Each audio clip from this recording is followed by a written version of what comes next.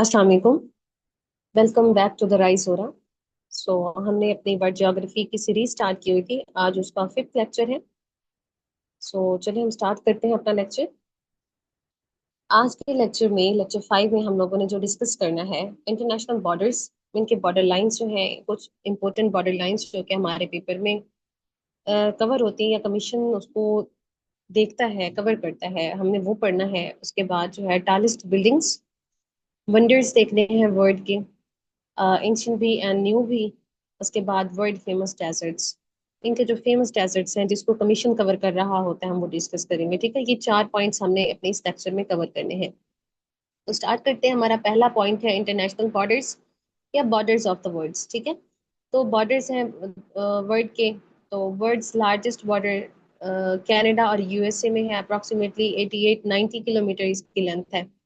अगर लंबाई के लिहाज से पूछा जाए कि आपका बॉर्डर, लार्जेस्ट बॉर्डर जिसकी जो लार्जेस्ट बॉर्डर है लंबाई के लिहाज से, वो कौन कौन से मुल्कों के दरमियान में है, तो वो कनाडा और यूएसए के दरमियान में। या तो कंट्रीज के नाम पूछता है या फिर उसकी लेंथ पूछता है। 88-90 किलोमीटर उसकी लेंथ है अप्रॉक्सीमेटली। उसके बाद world shortest border Morocco and Spain के दरमियान में है, और इसे क्यूटा कहते हैं। इसकी जो लेंथ है अप्रॉक्सीमेटली 85 मीटर है, एंड ये वर्ल्ड शॉर्टेस्ट बॉर्डर है। Country with the most bordering countries Nations. ठीक है, ऐसा कंट्री जिसके ज्यादा कंट्रीज के साथ वो अपना बॉर्डर शेयर करता है, तो वो कौन सा कंट्री है? एक रशिया है और एक चाइना, दोनों सेम 14 कंट्रीज के साथ अपना बॉर्डर बना रही है। ठीक है, largest bordering nation in the south America, south America continent जो है, साउथ अमेरिका कॉन्टिनेंट में जो कंट्री सबसे ज्यादा बॉर्डर शेयर करता है वो कौन है? तो इट्स ब्राजील। 10 कंट्रीज के साथ अपना बॉर्डर शेयर करता है। ठीक है, उसके बाद इंडिया का बॉर्डर, इंडिया को हम चूंकि एशिया में रहते हैं, ठीक है, हमने एशिया का, और एशिया में भी साउथ एशिया रीजन में हमने वहाँ पे देखना है कि वहाँ पे भी जो हाईएस्ट रैंकिंग है वो कौन से कंट्री की है। तो साउथ एशियन कंट्रीज में जो इंडिया है वो सबसे ज्यादा बॉर्डर शेयर करता है 6 कंट्रीज के साथ। साउथ एशियन रीजन में टोटल 8 कंट्रीज हैं, जिसमें से इंडिया एक खुद हो गया। ठीक है, और बाकी 6 के साथ वो बॉर्डर शेयर कर रहा है, 7 हो गया, और एक अफगानिस्तान जिसके साथ ये बॉर्डर अपना नहीं शेयर कर रहा। टोटल 8 हो गई। तो इंडिया के बॉर्डर 6 साउथ एशियन कंट्रीज के साथ। अब वो 6 साउथ एशियन कंट्रीज कौन कौन सी हैं? Pakistan, China, Nepal, Bhutan, Bangladesh and Myanmar. ठीक है, इसके साथ ये बॉर्डर शेयर कर रहा है, अफगानिस्तान के साथ अपना बॉर्डर शेयर नहीं कर रहा। ठीक है, पेपर में या तो वो ये पूछ लेता है विच of the following country share the border with India, या इंडिया साउथ एशियन कंट्रीज में से कौन से कंट्री के साथ अपना बॉर्डर शेयर करता है।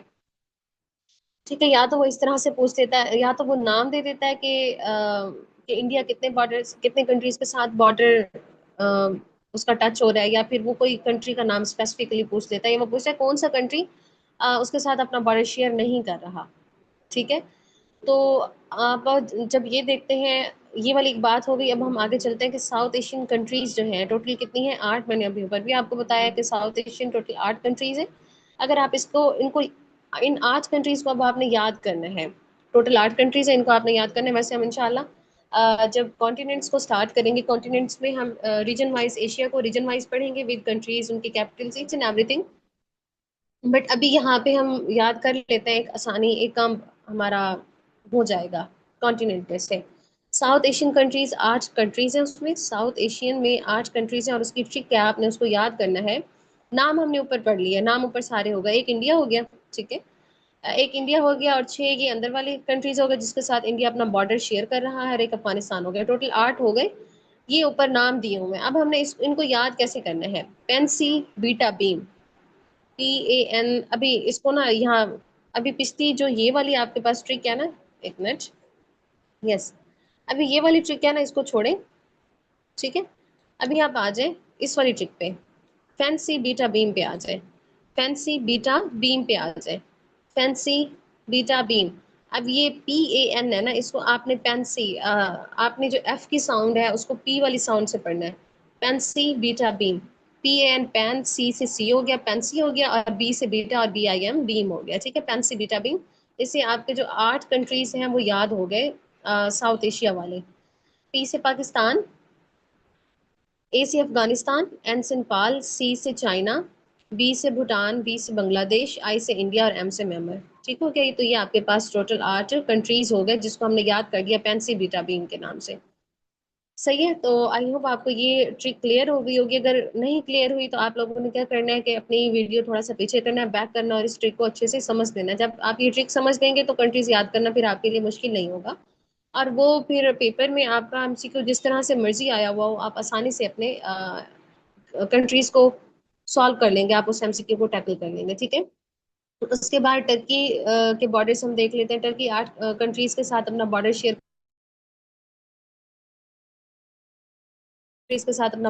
करता है। ठीक है, सो ये था जी बेसिकली हमारे बॉर्डर्स, जो कुछ फेमस बॉर्डर्स थे जिसका कमीशन पूछ रहा होता है। उसके बाद हमारा सेकंड पॉइंट है जी बिल्डिंग्स। ठीक है, बिल्डिंग्स का हम देख लेते हैं। टालिस्ट बिल्डिंग्स जिसको कमीशन कवर करता है जी बुर्ज खलीफा, शंघाई टावर और अबराज अलवैद क्लॉक टावर। बुर्ज खलीफा दुबई में है, शंघाई टावर शंघाई चाइना में है, नाम से ही जाहिर है।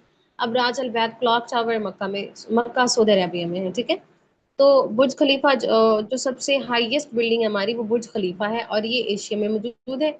ये भी पेपर में पूछता है कि कहाँ पे मौजूद है, एशिया में मौजूद है। और उसके बाद जो है इसकी हम हाइट देख लेते हैं, 828 मीटर है हाइट, या फिर 2717 फीट। वो मीटर में भी पूछता है, फीट में भी पूछता है, तो आपने दोनों लिहाज से इसको याद रखना है। ठीक हो गया? दोनों लिहाज से आपने इसको याद रखना है, या फिर आपने कैलकुलेशन कर लेनी है। आप एक चीज याद करेंगे, ठीक है, एक आपने याद करना है। सपोज आप मीटर में याद कर ले तो उसको आप कैलकुलेट करके फीट में कन्वर्ट कर सकते हो। ठीक है, कैलकुलेशन के साथ 1.06 समथिंग जो है ना, मीटर में फीट होते हैं। ओके, इसमें फ्लोर्स कितने हैं? 163 फ्लोर्स हैं और ये कंप्लीट हुआ था 2010 में। ठीक है, ये वाले क्वेश्चंस जो हैं वो पूछे जा सकते हैं और पास पेपर्स में भी एक दो जगह पे ये रिपीट हुए हैं। ओके, उसके बाद जी अब हमारा जो थर्ड टॉपिक है वो है वंडर्स का, जिसमें हमने अपना ओल्ड को भी देखना है और न्यू को भी देखना है। जो एंशियंट थे उनको भी देखना है, जो अभी न्यू 2007 में डिक्लेयर हुए हमने उनको भी देखना है। ठीक है,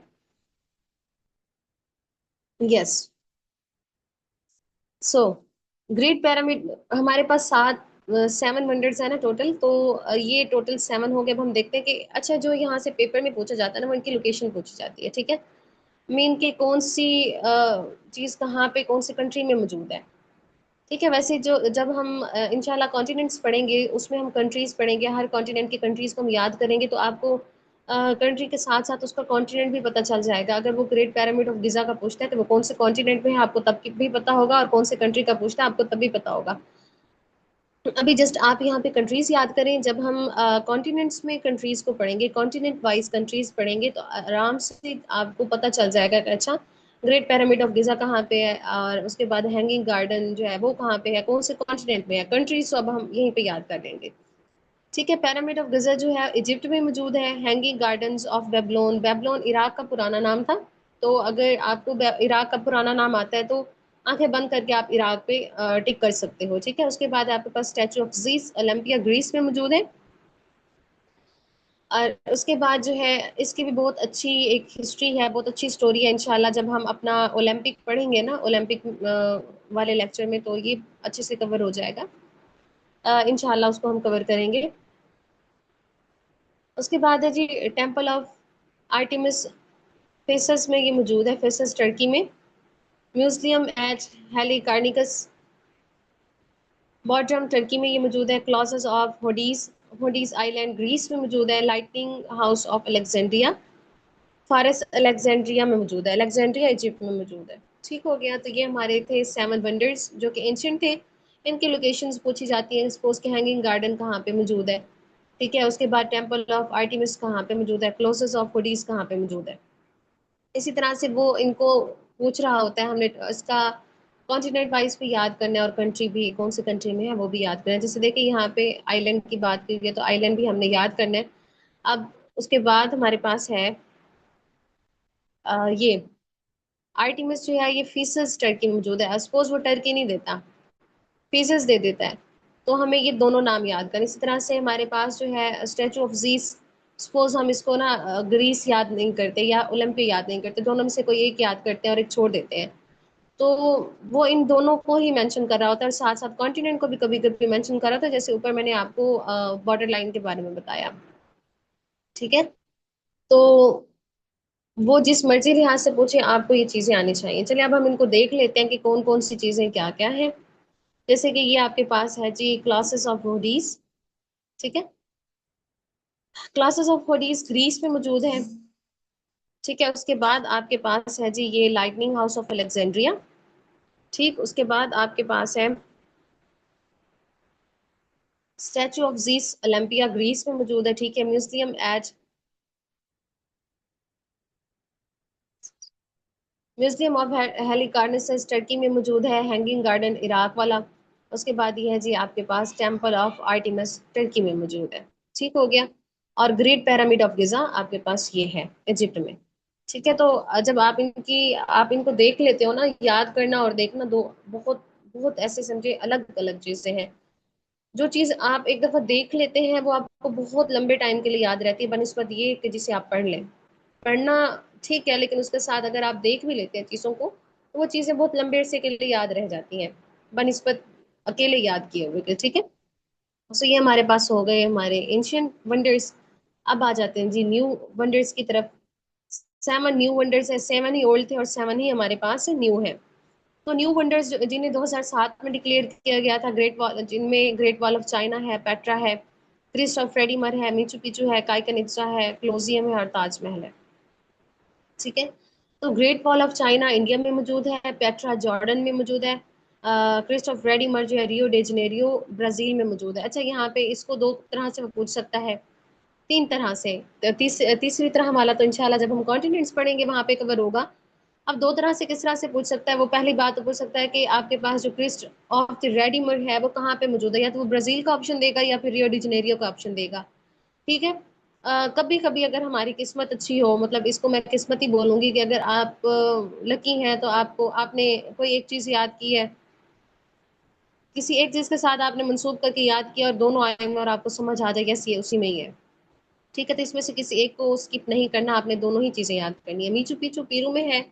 टाइकन इट्जा जो है याक्तन मैक्सिको में मौजूद है। आप देखें, हो सकता है अब हमें याक्तन याद ना हो तो हम जस्ट मैक्सिको याद कर लें, और पेपर में पूछा हुआ कि काइकन इट्जा कहाँ पे मौजूद है, तो वो मैक्सिको ना दे, जैसे याक्तन दे दे।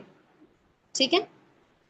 तो आपको हर लिहाज से जो चीज़ें हैं जिसको जिस तरह से पेपर वाला पूछ सकता है, आपने उसी तरह से ही उसको याद करना है, ताकि ऐसा ना हो कि आप इस पे मेहनत भी करें। सपोज आपने कायकन इत्जा को मेहनत की, 4-5 दफ़ा इसको पढ़ा, याद किया, दिमाग में बिठाया मैक्सिको, और आगे मैक्सिको की जगह पे ये आया हुआ, तो मेहनत तो वेस्ट हो गई ना। तो ऐसा काम करना है, स्मार्टली काम करना है कि आपकी मेहनत भी वेस्ट ना हो। स्टडी हार्ड तो हमने करना ही करना है, बट उसके साथ स्मार्टली भी काम करना है कि हम वैसे भी याद कर रहे हैं तो एक लफ्ज और ही सही, क्योंकि अगर आप कंपटीशन में आना चाहते हैं तो इजी चीजें हर कोई करता है। ठीक है। अगर सपोज मैं यहाँ पे बात करूँ ना, मैक्सिको आसानी से याद हो जाएगा, याक्तन थोड़ा सा डिफिकल्ट होगा, बट 2 दफा, इसको 2 दफा पढ़ेंगे तो आपको आसान लगेगा। पहली दफा पढ़ने में मुश्किल लगेगा, और दूसरी दफा जब आप पढ़ोगे तो आपको आसान लगेगा, इसके बाद फिर ये आपको कभी मुश्किल लगेगा ही नहीं। तो जो अगर आप कंपटीशन में आना चाहते हो तो मुश्किल चीज़ों की तरफ जाएं, क्योंकि कंपटीशन मुश्किल चीज़ों से जाके बन रहा होता है, आसान चीज़ें हर कोई याद करता है। सो कंपेटिटर्स की लिस्ट में आने के लिए मुश्किल चीज़ों का ही याद करना ज़रूरी है, तब आप जाके शॉर्ट लिस्ट होते हैं या उस लिस्ट में आते हैं। ओके, काइकनिड्जा हो गया आपके पास। उसके बाद आ जाए क्लोजियम, रोम इटली में मौजूद है। ठीक है। रोम आ जाए, इटली आ जाए, हमें समझ आ जाती है। ठीक है। क्योंकि उसका कैपिटल है तो हमें आसानी से समझ आ जाती है। उसके बाद है जी ताजमहल। ताजमहल आगरा में मौजूद है, इंडिया में। अब आगरा की जगह पे ना कभी कभी वो यूपी भी देता है, उत्तर प्रदेश का भी वहाँ एमसीक्यू देता है। तो हर लिहाज से आपने इसको याद करना है। बाकी इंशाल्लाह जब हम अपनी हिस्ट्री की डोमेन स्टार्ट करेंगे, हिस्ट्री की सीरीज स्टार्ट करेंगे ना, तो उसमें हम पढ़ेंगे बाकायदा से। जब मुगलों का दौर पढ़ेंगे, मुगल अम्पायर्स, तो उसमें हम देखेंगे शाहजहां के दौर में कि ताजमहल उन्होंने कब से कब तक ताजमहल बना, इनके आर्किटेक्ट्स कौन थे, किनकी याद में बनवाया गया, मतलब क्यों बनवाया गया, कब बनवाया, और कहाँ पे ये मौजूद है। ईच एंड एवरीथिंग जो है ना, हमने ये पढ़ना है। जैसे ये ताजमहल की अगर मैं बात करूँ, जब रिवर कौन से रिवर के किनारे है ये भी पूछता है, जमुना रिवर के, और आगरा की जगह पे वो यूपी पूछ देता है। और इंडिया में तो है, ये तो हमें सबको पता चल जाता है, बट कभी कभी यूपी मिक्स कर जाता है। बिल्कुल। ओके, अब हम देख लेते हैं कि कौन कौन सी जगह हैं जिनको जो है वो वंडर्स का नाम दिया गया है। ग्रेट वॉल है आपके पास, ग्रेट वॉल ऑफ चाइना नजर आ रही है आपके सामने है। उसके बाद जो है आपके पास पेट्रा जॉर्डन में ये बिल्डिंग है जी, पेट्रा की, ये आपके पास वंडर हो गया। और उसके बाद ये आपके पास जी क्रिस्ट द रेडीमर, ब्राजील में ये मौजूद है। बहुत ही, ये जितने भी वंडर्स हैं सारी ही खूबसूरत सी जगह हैं, बहुत खूबसूरत जगह हैं। आप मजीद भी इनको एक्सप्लोर कीजिएगा, इनकी एक एक लोकेशन आप देखेंगे बहुत ज़्यादा खूबसूरत जगह है। और इसी तरह से जो एंशियंट वंडर्स हैं उनको भी आप एक्सप्लोर करके देखिएगा, आपको बहुत अच्छा मीन अच्छा फील होगा। सो उसके बाद है आपके पास मिचू पिचू, पीरू में मौजूद है। काइकन इट्सा मैक्सिको में मौजूद है। अम, मैक्सिको, ठीक है। उसके बाद है जी आपके पास क्लॉजियम रोम में मौजूद है, ये उसकी बिल्डिंग है, ठीक है। उसके बाद है जी ताजमहल, ये ताजमहल है जो कि आगरा में है, या फिर यूपी स्टेट में है इंडिया की। और यूपी बेसिकली इंडिया की सबसे बड़ी स्टेट है, ठीक है, ये भी आपने याद रखना है, इंडिया की सबसे बड़ी जो स्टेट है वो यूपी है। और ये जमुना रिवर जो है उसके किनारे मौजूद है। ठीक हो गया, अब आ जाए जी हमारा famous deserts, famous deserts of the world. तो ये हमारा लास्ट पॉइंट है, famous deserts, largest desert of the world. अच्छा, इसमें भी वो वाले सारे डेजर्ट्स मौजूद हैं जिसको कमीशन टच कर रहा होता है, ठीक है।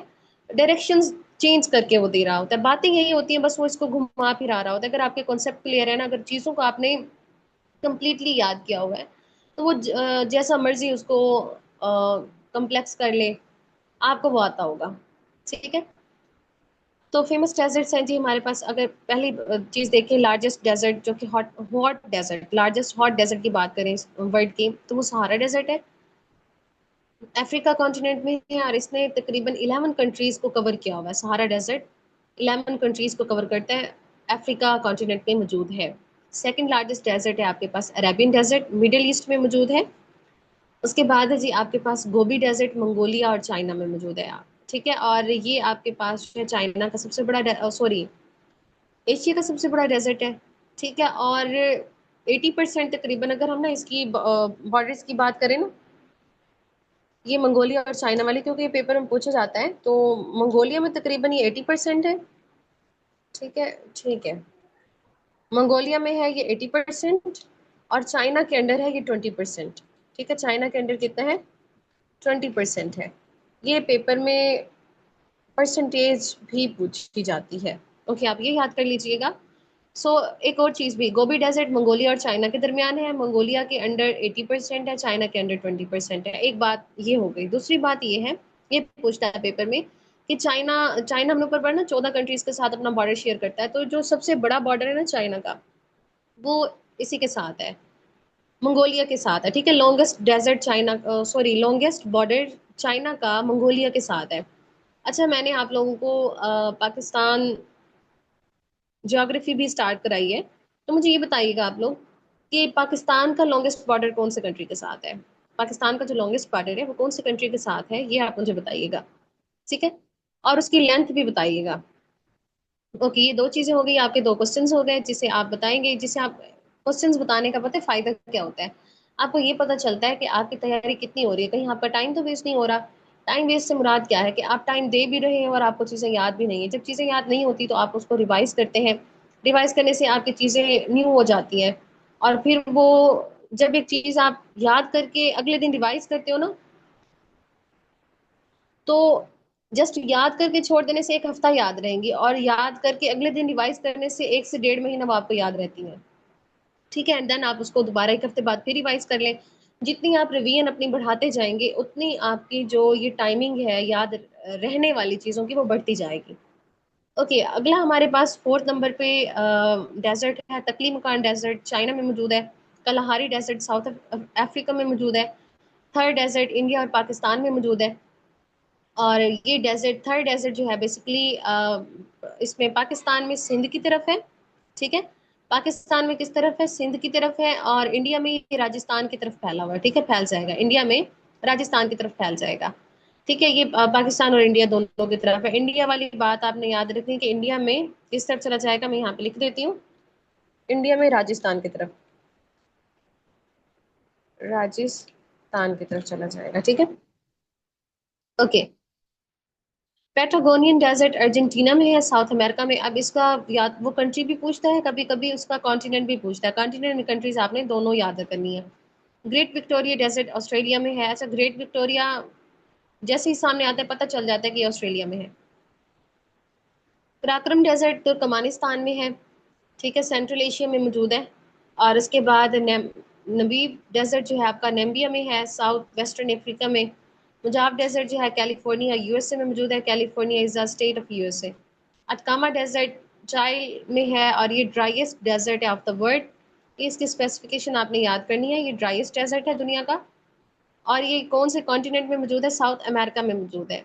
अच्छा, अब मैं बताती हूँ कि इसमें से जैसे मैंने आपको ऊपर बताया वनडेज में से कि वो क्वेश्चंस किस तरह से पूछ रहा होता है, या तो वो कंट्रीज का पूछता है या फिर वो कॉन्टिनेंट्स का पूछता है, ठीक है, या फिर वो निक नेम पूछता है। अभी जैसे मैंने उसकी बात की ना आपको, स्टैचू ऑफ जीस की। तो स्टैचू ऑफ जीस इंशाल्लाह जब हम ओलंपिक पढ़ेंगे, ओलंपिक के बारे में, तो उसमें हमारे पास होगा उसमें हम हर एक चीज पढ़ेंगे कि किस किस तरह से उसका निकनेम है, वो कहाँ से स्टार्ट हुआ और क्या। वो एक टॉपिक हमारा वहां पे कवर हो जाएगा और सारी हिस्ट्री कवर हो जाएगी। अब जरा इधर आए इसमें डेजर्ट्स में कि ये क्वेश्चन किस तरह से पूछता है। तो अगर मैं यहाँ अटकामा डेजर्ट की मिसाल दूँ, तो अटकामा डेजर्ट का निकनेम क्या है? Driest desert. ये कहाँ पे मौजूद है? चाइना में मौजूद है। पहले वो पूछता, सपोज वो या तो यूं पूछ सकता है कि अटकामा डेजर्ट कौन सी कंट्री में मौजूद है, ठीक है, ये इसका आंसर हो गया। या वो पूछ सकता है driest which of the following is the driest desert. Nickname उसने दे दिया, नीचे वो दे देता है जी Atacama desert, Karakoram desert, great Victoria desert, या आपको वो कह देता है तकलीमकान डेजर्ट, ठीक है। एक निकनेम वाला सवाल हो गया। एक वो पूछता है कि अटकामा डेजर्ट कौन से कॉन्टिनेंट में मौजूद है। ये होगा सीधे सीधे सवाल, ठीक है, ये सीधे सीधे सवाल हो गए हैं। अब आपसे वो पूछता है कि ड्राइएस्ट डेजर्ट कौन से कॉन्टिनेंट में मौजूद है। वो आपको ड्राइएस्ट डेजर्ट का ब्रैकेट में नहीं बता रहा कि ड्राइएस्ट डेजर्ट जो है अटकामा डेजर्ट है। वो कंट्री भी नहीं बता रहा कि कौन से कंट्री में। वो डायरेक्ट हमें, अगर हमें ये नहीं पता ना कि चाइल्ड कहाँ पे मौजूद है, हम हमेशा रट्टा लगा लेते हैं। ड्राइएस्ट डेजर्ट जो है वो चाइल्ड में मौजूद है, driest desert, sorry Atacama desert Chile में मौजूद है और इसका निकनेम ड्राइएस्ट डेजर्ट है। अगर हमें ये नहीं पता कि जो चाइल्ड है वो साउथ अमेरिका में मौजूद है, तो जब वो ये पूछता ना कि ड्राइएस्ट डेजर्ट कहाँ पर मौजूद है, कौन से कॉन्टिनेंट में मौजूद है, ठीक है, तो हम खत्म ये एमसीक्यू। अब ये पूरी स्टेटमेंट जिसको आपने 2-3 मिनट में, 4 मिनट में आपने इसको आपने जो याद किया है, अगर आपको यहाँ पे कॉन्सेप्ट ही क्लियर नहीं है तो खत्म, आपकी सारी मेहनत वो फजूल है, वो जाया हो गई है, ठीक है। तो आपने हर लिहाज से वो 14 तबक कहते हैं ना रोशन करके पढ़ने वाला काम, तो वो करना है अपना फुल फोकस के साथ। जब आप चीज़ों को याद करते हैं और उसका कॉन्सेप्ट क्लियर करते हैं, फॉर्मेलिटी, स्टडी में फॉर्मेलिटी नहीं होती। अगर आप फॉर्मेलिटी पूरी करेंगे ना कि यस मुझे अपनी तैयारी करनी है और उसके बाद पेपर देना है, पेपर पेपर की तैयारी कर रहा हूँ या कर रही हूँ, तो तब ऐसे होता है कि भाई बोझ बना लिया है, तो वो भी आपके लिए वही बन जाता है। तो इसको इंटरेस्ट लेके पढ़ें, हर एक चीज़ को अपनी सारी रिस्पॉन्सिबिलिटीज में ना अपना सारे कॉन्सेप्ट क्लियर करें। तो अगर वो जिस तरह के मर्जी क्वेश्चन दे, अगर आपका कॉन्सेप्ट क्लियर है ना, आप कहीं पे मार नहीं खा सकते हो, ठीक है। बाकी अगली बात आपकी किस्मत की होती है इंशाल्लाह, और किस्मतें कभी वो सॉरी मेहनतें कभी ज़ाया नहीं होती, ठीक है। थोड़ा सा वक्त लगता है बट जितना ज़्यादा वक्त लगता है उतना बड़ा रिवॉर्ड मिलता है। सो ये भी कभी नहीं सोचना कि हमें हम इतनी मेहनत कर रहे हैं और हमें रिवॉर्ड नहीं मिल रहा। तो जितना ज़्यादा वक्त लगेगा उससे ज़्यादा मुझे लगता है उससे भी ज़्यादा बड़े वाला रिवॉर्ड मिलेगा, ठीक है। सो सो ये जितना हमने पढ़ा है इसके आपने नोट्स बनाने हैं, इसको याद करना है। याद करने के बाद आपने अच्छे से इसके नोट्स बना लेने हैं। नोट्स के बगैर आपका जो है ना गुजारा नहीं है। आप कंपटीशन की लिस्ट में नहीं आ सकते। कंपैरेटर लिस्ट जो होती है ना, एक लिस्ट है ना जिसमें आप खुद को कहते हो कि yes I am a comparator. अगर आप नोट्स नहीं बना रहे हो ना तो आप कंपैरेटर हो ही नहीं, क्योंकि विदाउट नोट्स आपकी तैयारी ही नहीं है। विदाउट नोट्स आपकी जो प्रिपरेशन है वो नथिंग है, कुछ नहीं। एक दफा हाथ से गुजारना जरूरी है, ठीक है। तो इसके नोट्स बनाने हैं और इसको अच्छे से याद कर लेना है। पहली दफा में जो चीज याद की जाए वो कभी नहीं भूलती, तो पहली दफा में बहुत अच्छे से याद करना है, ठीक हो गया।